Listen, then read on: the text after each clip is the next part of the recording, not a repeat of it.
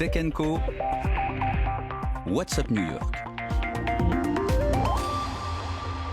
On file à New York, en effet. On va retrouver sur place notre invité ce soir. On est avec le fondateur de la fondation Epic, Alexandre Mars. Bonsoir Alexandre.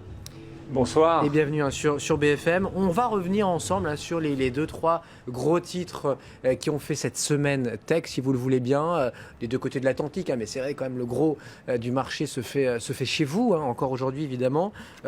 On s'est un peu passé inaperçu. C'était il y a moins de 24 heures. Cette grosse acquisition là, du côté d'IBM. Enfin, pour IBM, ça va, mais dans l'absolu, c'est quand même gros. On parle de 2 milliards. C'est dans la météo. Ça s'appelle, on le connaît sûrement, c'est The Weather Channel, ou une bonne partie des actifs de cette météo américaine. Racontez-nous, et qu'est-ce que vous en pensez, vous, Alexandre ? Alors, intéressant. Tout d'abord, il faut parler du patron de cette organisation qui s'appelle David Kenny. Alors pour vous, et je suis sûr que Sébastien, tu t'en souviens, mais David Kenny était très proche de la France parce que ça a été pendant quelques années, exactement 2 ans et demi, le potentiel successeur de Maurice Lévy, puisque Maurice Lévy avait acheté son entreprise il y a maintenant 7 ans de ça. L'entreprise s'appelait Digitas à l'époque, c'était la plus grande agence web dans le monde. Et c'était la première, si tu te souviens, la première acquisition importante de Maurice Lévy, de groupe Publicis, il y a quelques années de ça. Et puis au bout de 2 ans, 3 ans, ils ont décidé de se séparer. Mais c'est intéressant, et David Kenny, après, est certainement un des plus grands entrepreneurs de sa génération. Il a à peu près 50 ans. Et après ça, il a fait 2 autres entreprises. Et il a rejoint il y a 3 ans de ça, cette entreprise qui s'appelle The Weather Channel. Alors c'est vrai qu'en France, on ne connaît peut-être pas beaucoup le Weather Channel. C'est le Météo France américain. Ils sont maintenant dans beaucoup de pays. Et leur principe, c'est très simplement de donner la météo à tout le monde. Alors on pense à la météo, on se souvient évidemment d'Alain Gillot-Pétré et autres qui, quand on regardait la météo il y a quelques années. Maintenant, la météo se passe essentiellement sur le mobile. Et c'est la raison pour laquelle IBM les a achetés, parce qu'en fait, ils ont 26 milliards, écoutez bien, 26 milliards de connexions par jour. Et donc en fait, ils ont développé tout un réseau, tout un process. Et quand on parle de cloud, de nuages, de big data, des Internet of Things, toutes ces choses-là, en fait, c'est un modèle qui est au cœur de la vie de cette entreprise qui est The Weather Channel. 26 et donc, milliards, IBM les a achetés pour ça. Soit il y a un problème dans le chiffre, soit ça veut dire que les clients, et moi j'en fais partie, je consulte souvent, j'aime bien Météo France, j'aime bien aussi Weather Channel. Parfois, dire Weather Channel, même en France, est meilleur que Météo France ou que les acteurs privés. 26 milliards, ça veut dire qu'on consulte 50 fois la météo par jour, alors. Et en fait, on consulte plus d'une fois la météo par jour. Et c'est assez intéressant parce que c'est le type de choses, il y a assez peu de choses comme ça où vous allez aller plusieurs fois dans la journée.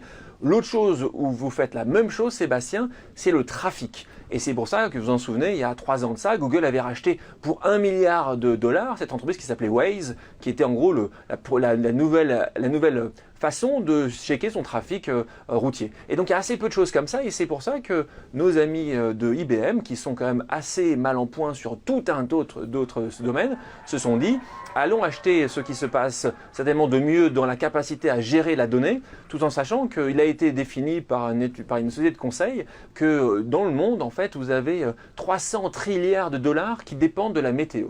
Donc la volonté, c'est d'essayer d'utiliser la météo pour essayer d'avoir un impact sur tout un tas d'entreprises et essayer de délivrer ce contenu-là en temps réel pour tout un tas de personnes qui vont avoir besoin de cette météo à travers le monde. Donc 2 milliards de dollars, ça a été, Weather Channel était privé parce qu'il avait été vendu par ses fondateurs, c'était développé en 82 et en 2008, ça a été vendu à Bain Capital, Blackstone et également à NBC Universal, et ça avait été valorisé 3,5 milliards de dollars. Donc sur un point de vue de rentabilité, pour l'instant le montant acheté a été à peu près la moitié de ce qui avait été mis il y a 7 ans de ça.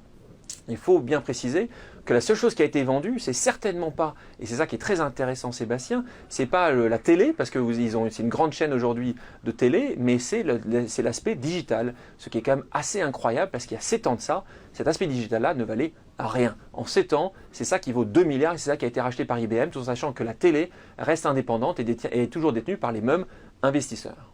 Voilà, la chaîne météo américaine, donc rachetée par IBM, c'est vrai qu'il est mal en point, on en a parlé cette semaine dans cette tech qui n'ont plus la cote.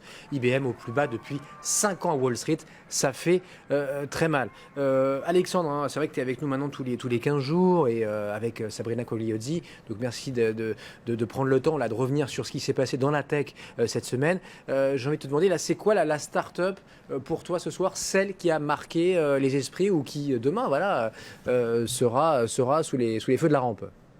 En fait, on parle beaucoup aujourd'hui aux États-Unis de tout ce qui est le delivery. Donc, c'est en gros tout ce qui va être la capacité d'amener des produits du point 1 au point B. Et Amazon est évidemment le numéro 1. Alibaba a beaucoup fait. Et aujourd'hui, il y a des nouvelles entreprises qui se lancent sur ce marché-là.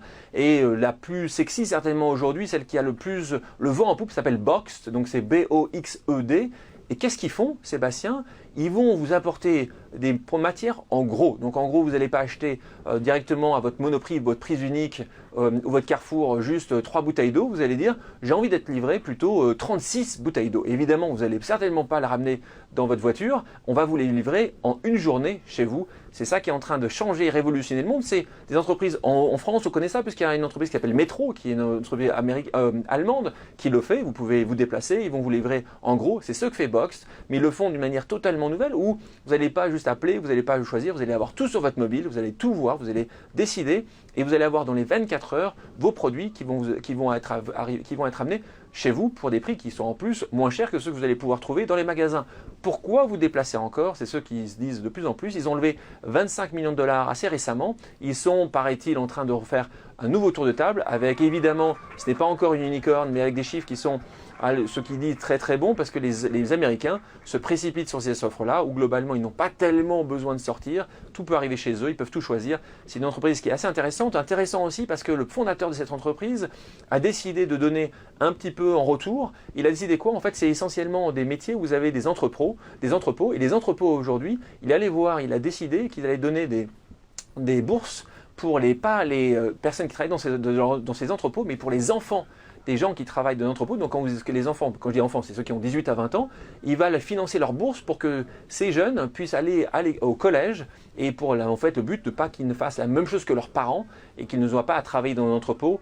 C'est assez extraordinaire et le fondateur a décidé de donner ça sur ses propres deniers, à essayer de changer un petit peu la mécanique pour que les gens qui travaillent dans cet entrepôt puissent financer les études de leurs enfants avec l'aide de cette entreprise qui est un des grands succès actuels aux États-Unis et où on va certainement en entendre parler beaucoup ces prochains mois, ces prochaines années. On verra s'il s'exporte en France. En tout cas, c'est courageux. Hein. Face à Amazon, c'est très courageux. Et la livraison aussi explose. Vous le savez aussi chez nous en Europe. On voit Uber maintenant depuis 4 jours, 3 semaines qui livre aussi des plats, des plats, des repas, des lunchs, des dîners à Paris. Merci beaucoup Alexandre. Alexandre Mars. Merci Sébastien. La Fondation EPIC sur BFM Business. Startup & Co, c'est tous les soirs, c'est pour les startups. Mais What's Up New York, c'est aussi du lundi au jeudi avec Sabrina Cogliozzi et ses invités. Bonne fin de soirée.